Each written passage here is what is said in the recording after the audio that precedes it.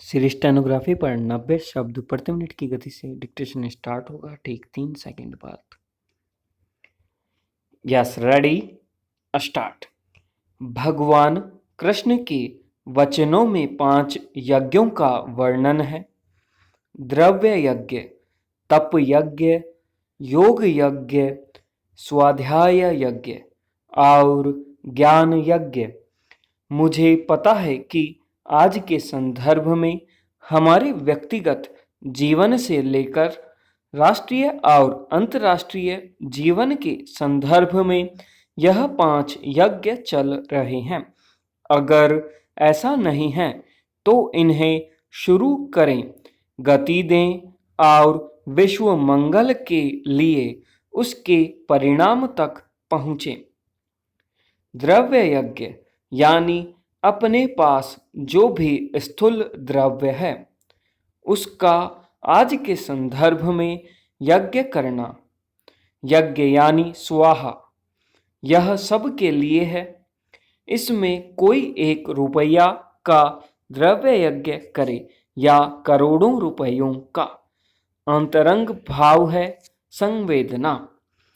एक झोपड़ी से लेकर महल तक की पूरी दुनिया अपनी अपनी हैसियत के अनुसार द्रव्य यज्ञ कर रही है। यथा समझ हम सेवा में लग जाएं और सिमरन भी करें। संत दादू जी कहते हैं कि परमात्मा का नाम भीतर की औषधि है। बाहर फैली विकृति और भीतर उठी विकृति उन सभी विकारों का राम नाम काट देता है। फिर विषम व्याधि, रोग, वायरस से उबरेंगे और काया कंचन समान हो जाएगी। देश विषम स्थिति में है। हम सब यह तप यज्ञ कर रहे हैं। लोग घर में रहकर ऊब चुके हैं। विचार में खलबली आ जाती है कि अब जीवन में आगे क्या होगा।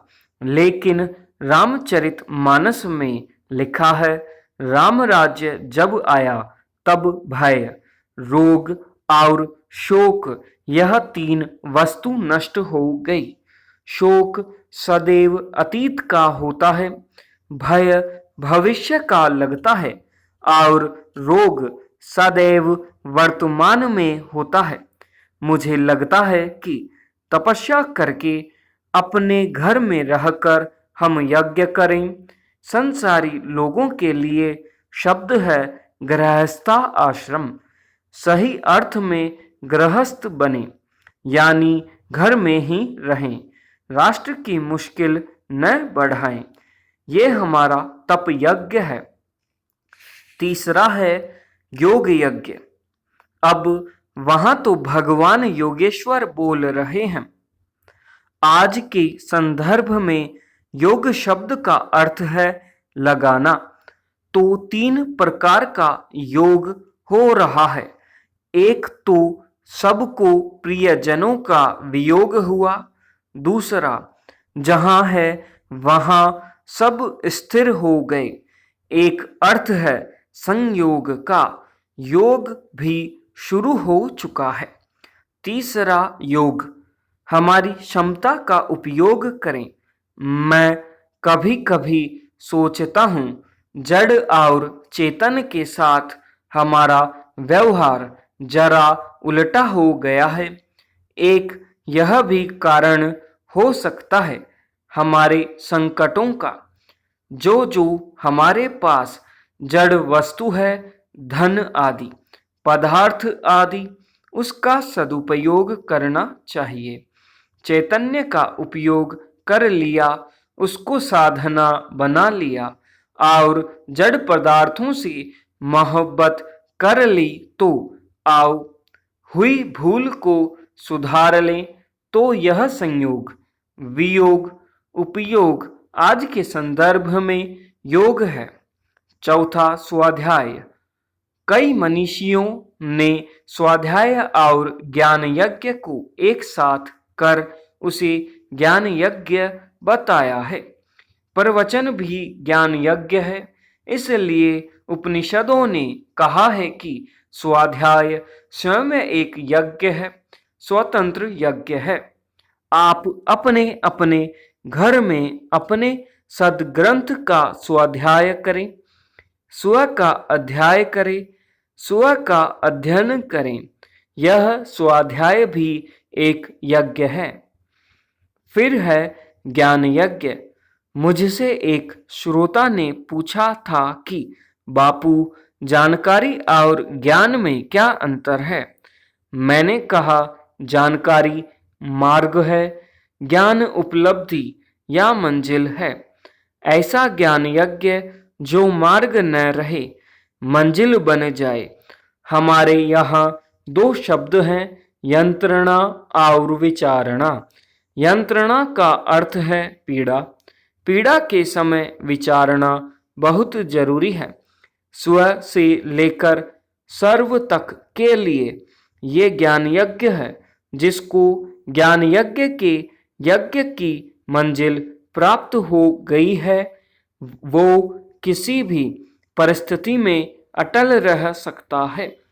भगवान राम को राजगद्दी की घोषणा हो चुकी थी। 12 घंटों में पूरी घटना बदल गई। सुबह होते ही निकल पड़े वन की राह। लेकिन ईश्वर ज्ञान स्वरूप है, ज्ञान से ही पाया जाता है। ऐसी समझ हमें इन दिनों में बहुत मदद कर सकती है।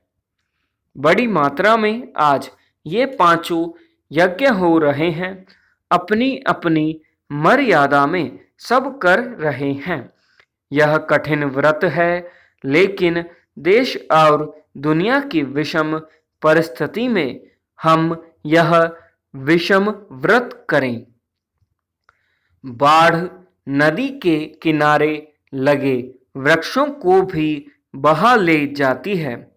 कुछ तैराक उन वृक्षों को किनारे तक ले जाते हैं। बाढ़ के बाद इन्हें सुखाकर बेच दिया जाता है।